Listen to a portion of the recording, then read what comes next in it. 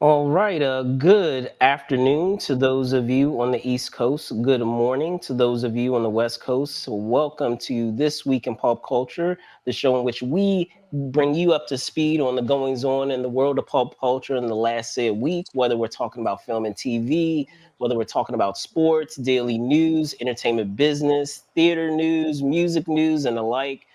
We try to bring you up to speed so that way you are not left in the wind.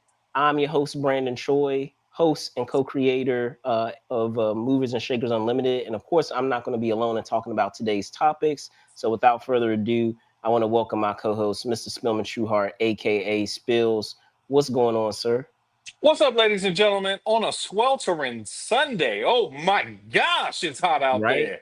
Me and Right? Mr. Baby already got plans. After we finish this podcast, we're going straight to the pool. So I hope that you have a nice, cool beverage and is ready for some summertime fun. How about you, Brandon? For sure, for sure, for sure, man. And as you guys know, you guys can see here in the background that we had a couple of things that went down in the past week, especially when we're talking about sports. So we will be sure to dive into those two things because they are things that are relative to two teams that respectively, we both Spillman and I hold dear that are our teams, whether we're talking about the Warriors or the Lakers. So as I said, make sure you stick around. We will dive into that, and of course, just a little small thing known as Game 7 of the NBA Finals, which is also taking place later on tonight, which we will also dive into the intrigue of. But there were a couple other things that went down this week, Spills, that of course went down. So we're going to get into that first, whether we're talking about some film and TV stuff, some trailers, some music news, which is a rarity here. We don't get into that too much around here, but it's something that we just could not uh, uh, bypass this week. We had to talk about it. So without further ado, Spills, shall we dive in? Let's dive in. All right, let's get it. And apologies, guys, for the late delay. It's a live show, things happen, but we're here now. And I also want to let you guys know if you guys are checking out, before we get into our first story, if you are checking out this episode after it goes live, just know that we will have each of these stories timestamped. So if there are any particular things that you want to be able to skip forward to, feel free. So I just wanted to give you guys a heads up on that. But we're going to start this week's show and getting into some film and TV talk. And on one side, we have some small screen news regarding the anniversary, and on the other side, we have some big screen news regarding regarding a casting. So. To get into more details about that, we'll begin with our reveal on Tuesday from Deadline, which was shortly confirmed afterwards by DC Studios head honcho James Gunn that actor Tom Rise Harries had nabbed the role of DC Comics supervillain and frequent Batman rogue Clayface in the character's standalone movie. Though no details in the way of plot have been provided, what is known is that the film, written by Mike Flanagan and directed by James Watkins, will be a R-rated body horror film. Currently, the film is scheduled to arrive in theaters on September 11th, and in moving on to the other portion of this segment on Thursday, we also had the 34th anniversary of Goku transforming into the Super Saiyan for the first time. Since that time, the anime's heroic protagonist has reached higher and higher heights of power thanks to a number of Super Saiyan transformations. But on June 19th, in DC, in should say Dragon Ball Z's 95th episode titled "Transformed at Last," he debuted this transformation, which you can see here back in 1991. So Spills, we have some casting news. We have an awesome anniversary. We can dive into either first. I will punt it over to you. What are your thoughts with either story? I think we should start with the Clayface news because we all know we want to talk about Dragon Ball last. Okay, go for it. I like this casting for Clayface. I like because he looks like, if you know the lore about Clayface, he was a failed actor who had some issues, and he went to the Clayface mutagen or Clayface Clay. Let's Right. call it the Clay. He went to the Clay to try to keep his face looking nice because that's a handsome guy. I feel like he's got cheekbones and stuff. But if he could get like a Bell's palsy or something that will instantly take away from his marketability as a heartthrob, that will make you understand. Like plain as his face, he would need some clay on there to make it work. That Clayface episode. Actually, my girl, me and Teresa, the other day were watching the Clayface episode of the animated series, and it was really poignant how Clayface just seems to um, speak to our society's infatuation with beauty and youth and Yeah, all of that. for So sure. I think that this is a great casting, and I just think that this is a really good casting. I think it'll work in that world of the new Batman. I feel like the new Batman is, even though Nolan's was grounded in reality, this seems pretty grounded in reality. So for this casting, I like it. How do you feel about it? So I'll say this: I am intrigued by the prospect of having a Clayface movie. But I will say that there is, in my opinion, a high risk and high reward when it comes to this project.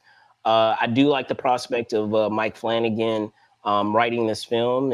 Who, if anyone isn't familiar with the name, I don't know how you can't be, but he is a major voice in the horror genre, and in this current day and age when we're talking about a lot of the projects that he's done, whether it has been what was it, Black Mass, whether it's been a House on Haunted Hill, or the Blythe Manor. All of those incredible series that have been on Netflix. He has been the author and the shepherd of. So he, as I said, he's a terrific voice when it comes to the genre of horror. I do like the prospect of it being an R-rated, a R-rated horror film, because when we're really thinking about the abilities of Clayface and his ability to transform and to that kind of dysmorphic quality that you have of him being able to rearrange like his body into different shapes and his face into different shapes, it provides good license for it to be a horror film for sure. So the only thing that I'm kind of unsure about and a little concerned about is that, based on the story that was in Deadline, it still seems like there's a possibility that they may not adhere specifically to the lore of Clayface, and it's still not definitively known if they will in fact connect it to this DC universe that they're doing. I hope that they do, but there have been rumors out there that say the contrary, of it not being connected in any way. And I know everything doesn't need to be connected, but it would be fun, even if this is kind of outside of the rating, the rating expectancy that we would have with a lot of the DC studio films, right? It would still be cool to have this character still exist within that universe, even if they tweak certain elements of the character's origins. So, as I said, there are a lot of things to be excited about with this project, but that is the only thing that I'm a little concerned about, because we've seen it before where we're doing these standalone films with a DC supervillain, and while what's written on paper seems like something that would work, sometimes it has a tendency to fall apart because we're pulling it too far away from its source material, and it becomes too loosely based on the source material, if that makes sense. So we'll see. But I don't know how you guys out there feel. Let us know, in the comments how you feel about this, the Clayface standalone film. A lot of things to be excited about with it, but there are some things that can be a little concerning for sure. But diving into the Dragon Ball Z of it all, Mr. Spills, of the 34th, wild to believe, 34th anniversary of Goku transforming into a Super Saiyan for the first time. Your thoughts, sir? How dare you? Oh, In that legendary moment against supervillain Frieza. that legendary moment. For me, I think this is one of the top transformations of all time. Better than Optimus Prime. You know, better than a lot of transformations you see. I feel like this is what started the whole transformations. If you didn't know, this is what Sonic transforming into Supersonic came from. So many other transformations, um, where people get super powered up and their hair changes colors. That's such a big thing in media now. But it all started right here with Son Goku turning into the Super Saiyan and defeating Frieza on the planet of Namek. And if you don't understand what that means, you gotta catch up. For sure. Um, it even made its way. We're gonna talk about music a little bit later, but "Turn the TV Off" by Kendrick Lamar. He emulated Goku, um, to shout out his producer on the track. So to me, it's one of those things that are just universal now. Toriyama-san is one of the greatest creators of fiction in our time. The cartel even stopped murdering people when Toriyama-san died. So, much respect to the Dragon Ball. I feel like, we talk about the Dragon Ball, but we don't really talk about it because, it gets its respect, but we don't really like talk about it like we should because, it's just the all-time storytelling device. The fact that it was adapted from Into the West, the classic Chinese tale, it's just amazing. So, just shout outs to Dragon Ball Z. Brandon, what's your favorite memory of Dragon Ball Z? Is it this moment when he turned into the Super Saiyan? So I mean, I have a couple of moments when we're talking about Dragon Ball Z. I mean, you have different moments throughout the different sagas when we're talking about I guess that saga with Raditz. I don't believe is called I guess that would still be a part of the Saiyan saga. I guess That's the that Saiyan saga, saga, yeah, yeah. it's still a part of the Saiyan saga because I mean it's such a massive thing. I mean, you have that arc, you have the Vegeta and Namek arc of it. So I was trying to recall, but yeah, it is still within the Saiyan saga. So I mean, you have that moment in which you come to find out that Gohan has this like hidden potential as a warrior, which was really cool, and you have that kind of dynamic with him and Piccolo, who is a better father than Goku. Who would have thought?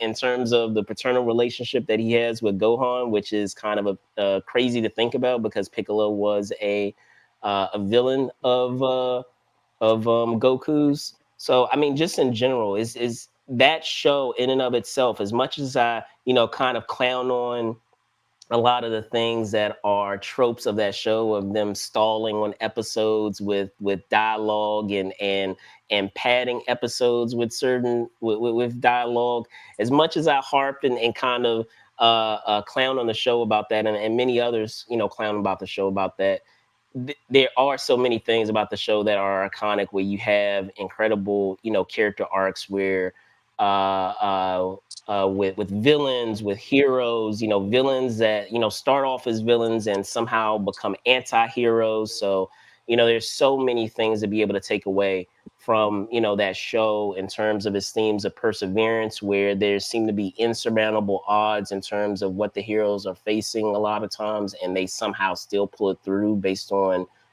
their perseverance and their courage. So um but that moment with him turning into a Super Saiyan for the first time, that is definitely up there for sure, for sure. Yeah, yeah.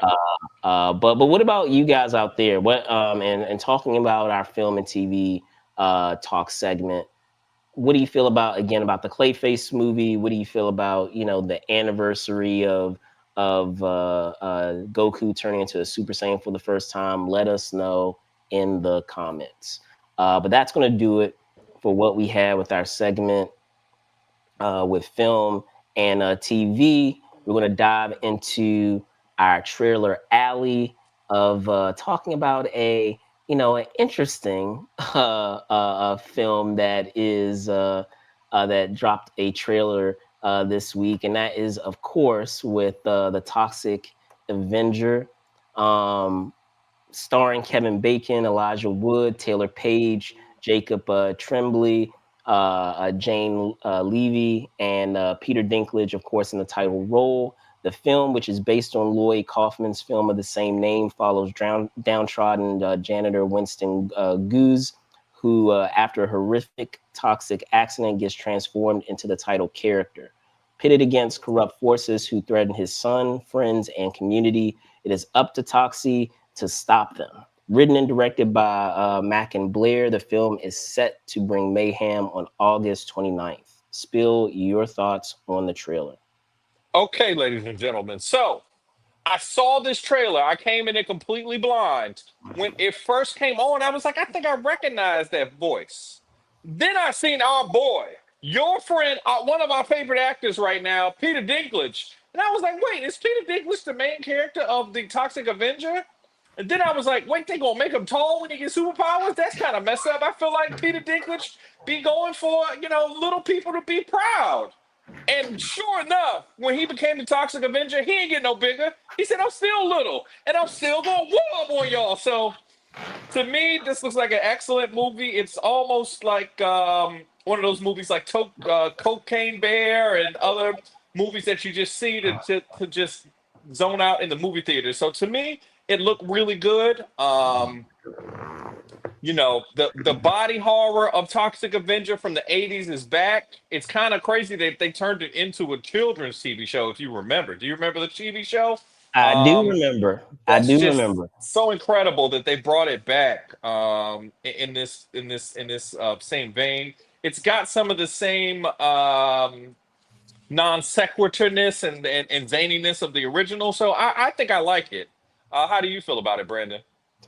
Well, I'll just say this trailer is wild. And I say that's an understatement, but hopefully it didn't spoil the best parts that we have in the trailer, because there are a lot of gruesome parts, and it's awesomely gruesome in all the best ways. But hopefully it doesn't get spoiled, or I should say they don't have the best parts in the trailer, and it's just a taste of things to come.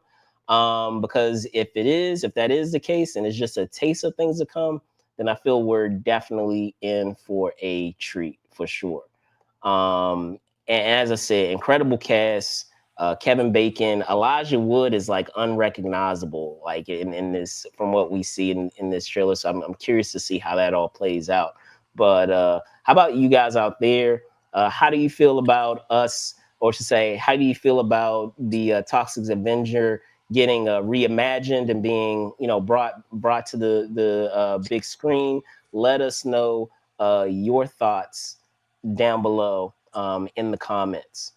So moving on from what we have with the Toxic Avenger, we did have some music news to discuss as well, and that's regarding Master P with his final performance. Um, and talking about Master P, this came by way of the news station WDSU, um, who in an interview with Master P, he had announced that he would be making his final performance on July 6th at the 2025 Essence Festival. In regards to his decision, Percy Master P. Miller was quoted saying, "I'm telling people, say goodbye to Master P and say hello to Coach P." Spills, your thoughts on Master P hang up the mic. Ladies and gentlemen, 1998 was a formative year for your boy. With DMX and the Rough Riders coming out, the No Limit Soldiers dropping drop after drop after drop after drop after drop. You know, Jordan finishing up his career. I just, remember, Master P really birthing the Southern music strategy. It's kind of crazy that he's having his final performance. For a rapper, he's pretty much up there. But as far as entertainers go, they go much deeper into the game, touring. Obviously, P made most of his money Wasting my as a time. mogul. But you You know I'm know, doing a show. Why would you come here? You hold know, on, wait a minute, wait a minute. Hello, hello. We're not muted. Okay. Um, yeah, so I guess, Master P is the greatest. Shouts out to P. P. Um, I wonder, where is he going to perform his final performance? Oh no, it said Essence Festival. I apologize, ladies and gentlemen. I did read before we did this show. I checked up on the topics, so I am an expert in this. But and I also think this is kind of him thumbing his nose at Cash Money subtly, because last year at Essence Festival they were a mess. I talked about this whenever we brought up Lil Wayne doing the Super Bowl. But the way that the Cash Money rollout for the Hot Boys coming back out for Essence Festival was terrible. They didn't, really give those guys what they needed, and I think Master P is going to do it as a class act, because low key Master P does everything classily. Like, sure, they talk a little funny and they be wearing that camouflage, but I have never heard of the No Limit Soldiers talking about any kind of mess. Where they be messy and they, are not on their P's and Q's. You listen to Snoop Dogg talk about it. If it wasn't for Master P, we wouldn't be talking about Snoop Dogg like we talk about him today. So, shouts out to Master P. But I don't know how you feel about Percy's last performance. How do you feel about it, Brandon? well, I mean, he's going to be what? He's president of basketball operations with what is it? The University of what was it? New Orleans. Um, I UNO? believe. Yeah, yeah, yeah. Maybe. That sounds about right. So, I mean, if you're going to be taking on a job of that magnitude, at some point you're going to need to relinquish something else that you're doing. And at this point, like honestly, what is uh, what else does Master P need to do in the realm of music that I'm sure he feels that he hasn't already done? There isn't really anything else for him to really, try to aspire to do that he, probably in his own mind he has already accomplished. So, good on him to be able to focus all his energies, leave that chapter of his life behind and to move on to this new chapter of being able to mentor and guide college students, young men, to be able to pursue their aspirations to be professional athletes, to be potentially NBA players, and to even if they're not NBA players, to become pros. So um, that would be the most that I could, probably assess or gain from, be able to, say on that subject. I don't know if you feel the same about that. Maybe you feel like there are some things that he still needs to accomplish in music, but I mean, at this point, you founded No Limit Records. You had success, of founding that label, of what you were able to do with artists that you were able to guide the careers of. So, I mean, what else is there, other than moving on to something that you're, that is a new challenge for you, of being the president of basketball operations. So, at as I said, University of New Orleans. So, your thoughts? I mean, he could be a pop princess, but no, he can't be a pop princess. Like, I don't. What can P do? Like, he had rap snacks. Like, I don't, like, honestly, other than them shoes that they was making, the Percy Millers.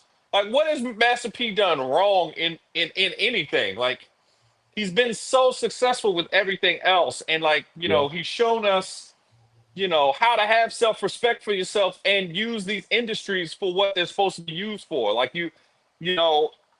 they stopped giving people contracts like the one they gave Master P because they didn't believe in him so much, but he believed in himself so much that he made it work.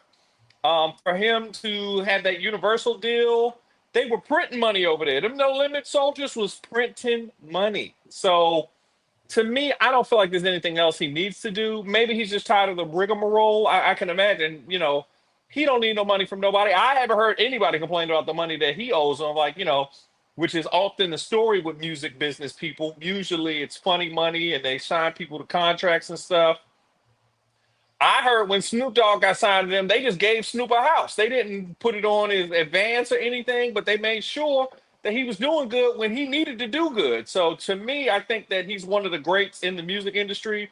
We don't really celebrate him like we should, and it's just, unfortunate. But happy to see the career that he had. It meant so much to me. I've always loved Master P's music. Make him say, one of the greatest music videos of all time. That video where Shaq was going crazy and they was Yeah. dunking from way back here on them little 8-foot goals. We let them slide with the little goals. They was all Fisher Price goals that no one's ever, I've never heard anybody say, well, they was playing on baby goals. No one's ever said that because Master P is the man. He's done things I mean, well. even if it's not even explicitly his song, the folks that have come through, like whether we're talking about Mystical or Silk the Shocker, like Hold they've on, been. hold on, hold on, hold on. Leave Silk out of this. We could talk about other people. Fiend, Mia X, Snoop Dogg, but don't put Silk the Shocker in this. Sure, he was on some good songs, but we ain't listening to songs for Silk. No offense, Silk. No offense, but be careful. Be I'm careful. sorry. I'm sorry. It ain't We're my fault. piloting. This It is ain't our my fault. pilot. That's all I gotta say. It ain't my fault. It ain't my fault. But what about you guys out there? What are your thoughts on Master P retiring his that life of his in music of performing behind him as of next month? I mean, July 6th will be here before we know it. Of that being his final performance and him moving on, as I had just mentioned, of being president of basketball operations for the University of New Orleans. Right now, he's already a few months in that tenure right now, currently. But it'll be interesting to see what else he is able to accomplish in that chapter. As someone, if anyone doesn't know this about Master P, is a big basketball, fan and nearly, secured a contract himself as a pro.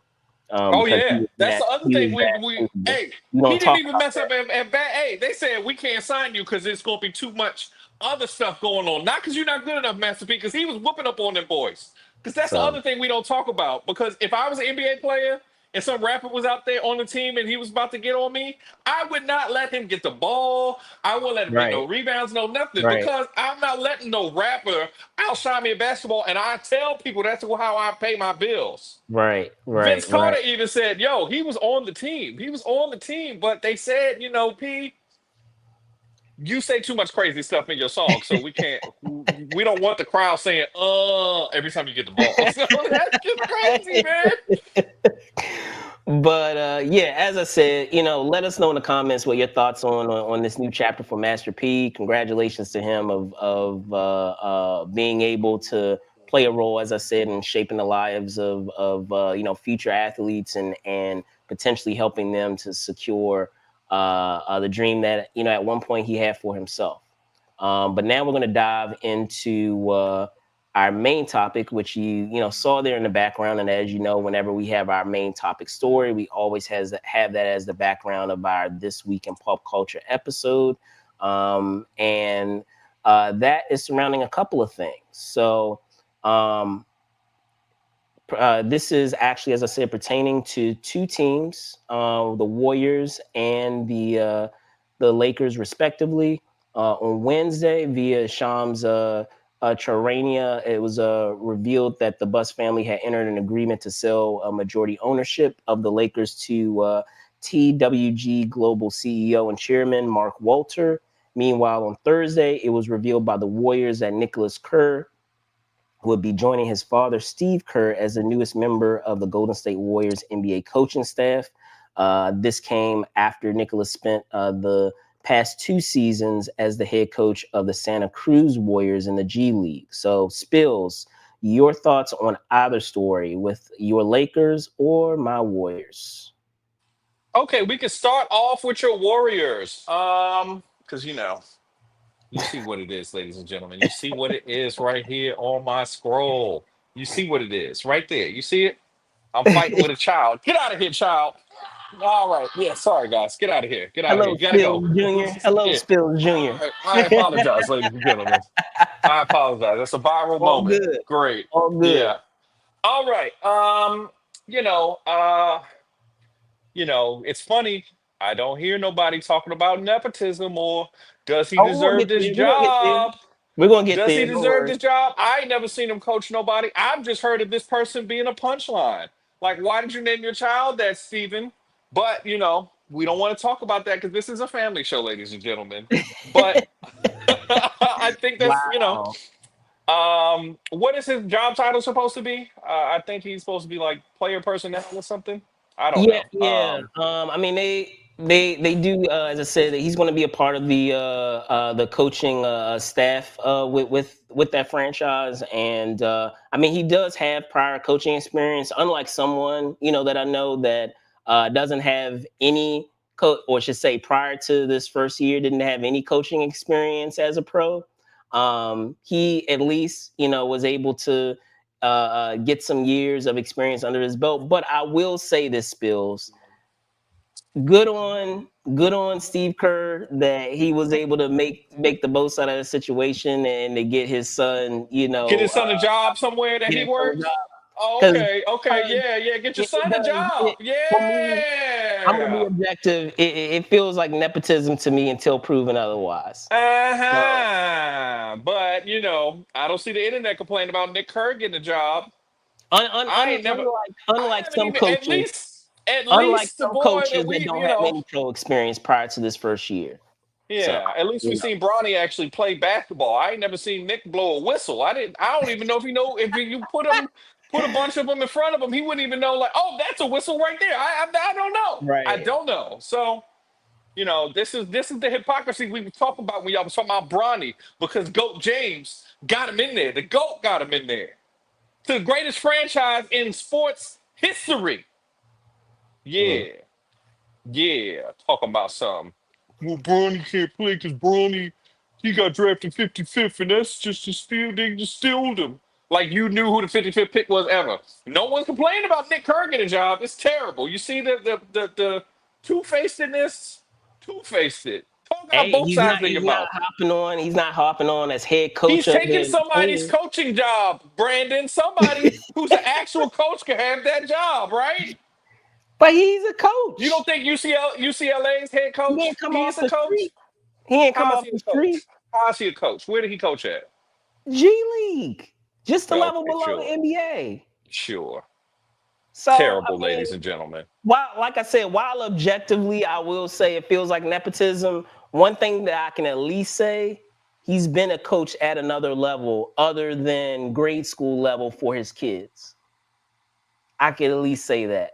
You talking about one of the most decorated basketball players of all time. You saying that he didn't do nothing? That's But crazy. you're Lakers though. You're Lakers. But let's That's talk crazy. ownership. You're Lakers. Let's talk ownership. What are Okay, your ladies thoughts? and gentlemen, we can talk about the richest franchise in the history of sports. Nobody ever been for $10 billion. Some people go for six, maybe seven, 4.5, maybe. Not the Lakers though. 10 billion. That's incredible. A an 11-digit number. That's crazy. At this point though, it's getting to the point that these sports franchises will soon be owned by real life supervillains because who else got more money like that? $10 billion Right. dollars is Right. That's obscene. most people's most handsome sums of money ever. Like, $10 billion seems like it's too much. I did hear though that this was a move by Magic Johnson to own part of the team because he does own part of the Dodgers and now he owns part of the Lakers. And it's kind of fitting that Magic now owns the Lake part of the Lakers and part of the Commanders, because that's like how Jack Kent was all them years before Magic joined the franchise. So it's kind of interesting that we're there. Um, it seems like there's a countdown. So Rob Pelinka's out of town. They said Genie was still going to be running things, which don't make sense to me. I don't know why. I get it to a degree. I get it in that you want to have the resources of the Mm-hmm. new ownership while Mm-hmm. not changing who the face is that represents it. So like by That don't make no having sense. I'm saying by having Genie as as the what is it, the governor, right? I believe they were saying in that story is, by having her in the governor's position, you basically have her as your face of the Lakers, while you still are able to take advantage of the said resources of the new owner. Because if someone can put in 10 billion to be able to get a team, then that tells you that they have the resources to be able to give you the pieces that you need to be successful. Because don't get me wrong, under the bus regime, you guys had some great success overall in their overall tenure We were the as the best franchise in the NBA. What are you as talking about? majority owners. But I will say, and I want to see if you're objective in agreeing about this with me, in the last couple of years, they've been a little middle of the ground in terms of what they've been able to do. Don't get me wrong, they've made some big swings. They got LeBron, they got AD, they got Luca for the low. they got Luca, Uh huh. Uh but huh. But we still was the doing a lot of poverty mentality but moves for still it's a sure. new I feel like under this new regime that gives them a new sense of life of being able to build from where the franchise is right now. So Yes. I feel like they Uh, need a change. They need a change to be able I to think go to so. the I next think chapter. for sure we need a genuine billionaire and not a NBA billionaire. Someone with their own money, like what was the dude on Coming to America? But yeah, somebody with their own money. And when we say they got their own money, they got their own money, ladies and gentlemen. Right. Um, just very interesting that that they've just the whole Bus family. I feel like the history of the buses is the history of the modern NBA. I know that we don't really talk about it, but they say the merger, but really the NBA got started in 1980. To me, once they updated the Lakers and Celtics franchise in the early 80s and then moved into major media marketing and different things like the Showtime Lakers and Celebrity Row and all that, and then Laker Girls, that's when the NBA came into its best. We all look back to that. So it's kind of sad to see the buses go. Obviously Genie has been pretty good with the franchise, but we need new money to continue to get these free agents and draft well and pay employees and stuff. I think that some of the facilities we've lost some of our longtime medical personnel and stuff, people who were real good members of the franchise. So it's pretty interesting to go from selling the Chrysler Building to own the Lakers for $67 million to making $10 billion. That ain't bad, ladies and gentlemen. I wish I could do that. Don't you wish you could do that? Sell something for 67 and then make 148% return on it. That's pretty crazy. I don't know. The rich get richer, ladies and gentlemen. For sure, for sure. But how about you guys out there? How do you guys feel on that topic? Whether we're talking about the Warriors or the Lakers, how do you feel about the new ownership of the Lakers? Are you guys for it, or are you guys against it? You feel like the Bus family need to remain as as the majority owners of the Lakers, or are you all about this change in regime? And the same thing with the Warriors. Is it in fact nepotism of what we're seeing with Nicholas Kerr being brought into the coaching staff for the Warriors, or do you feel like he has paid his dues by coaching with the G League that they G League um, relevant, version of the Warriors franchise. Let us know in the comments. Of course, before we wrap up today's show, I wanted to also be able to dive into, of course, Game 7 of the NBA Finals happening tonight.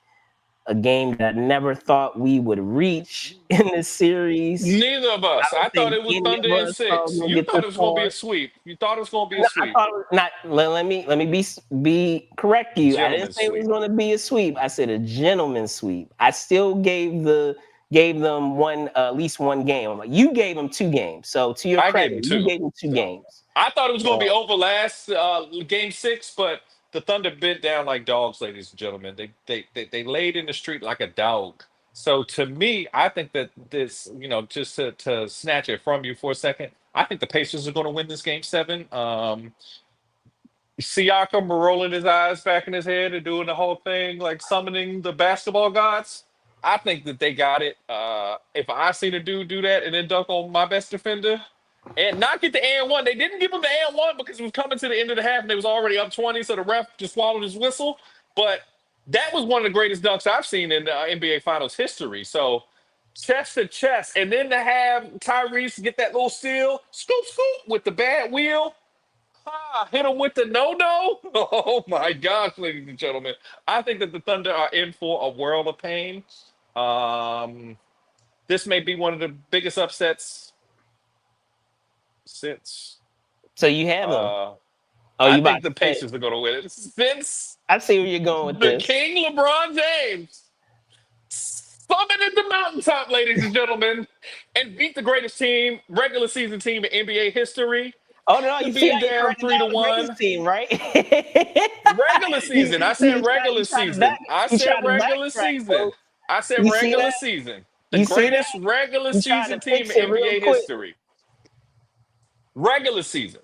He tried to fix her. Regular He was like, season. wait, regular season. But Regular season. That's right. I'm sorry. Not playoffs because, playoffs matter. But the best regular season team of all times lost to LeBron James. After being up 3-1, an all-time meltdown. And they similarly lost game 6 in a blowout like the Thunder did this past week. So I'm going Pacers all the way. How do you feel?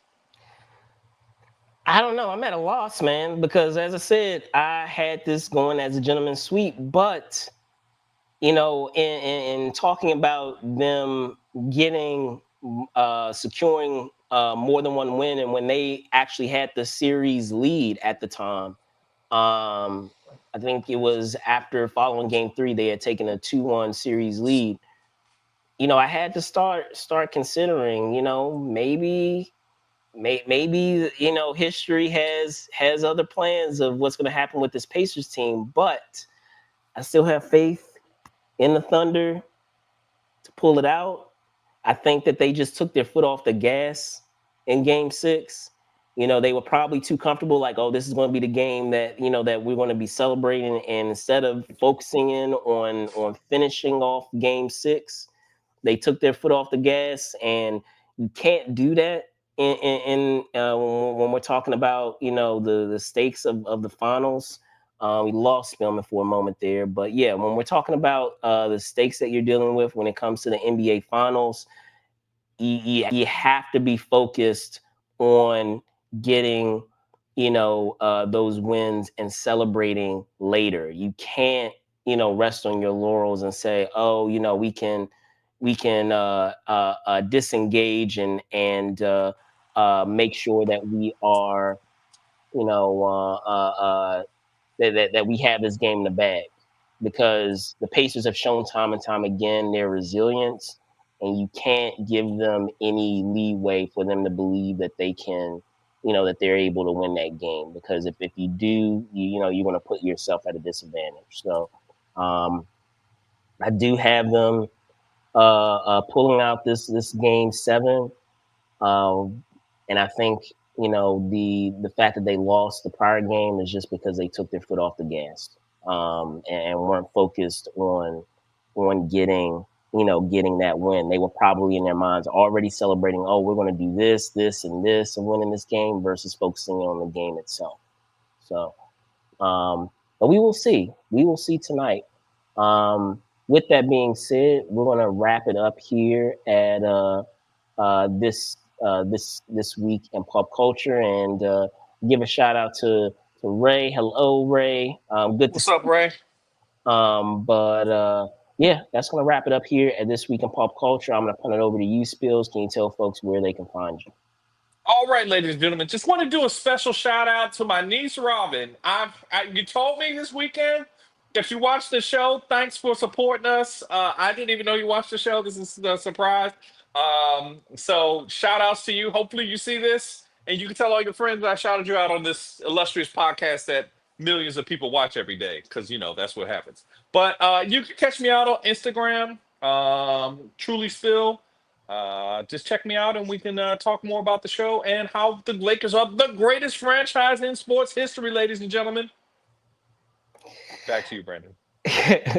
Be that as it may, of change in ownership and coaches that prior to this year didn't have any pro experience as a head coach. I'm your host, Brandon Choi, co-creator of Movers and Shakers Unlimited. You can find me at Brandon Choi ENT on X and Brandon Choi _ENT on Instagram.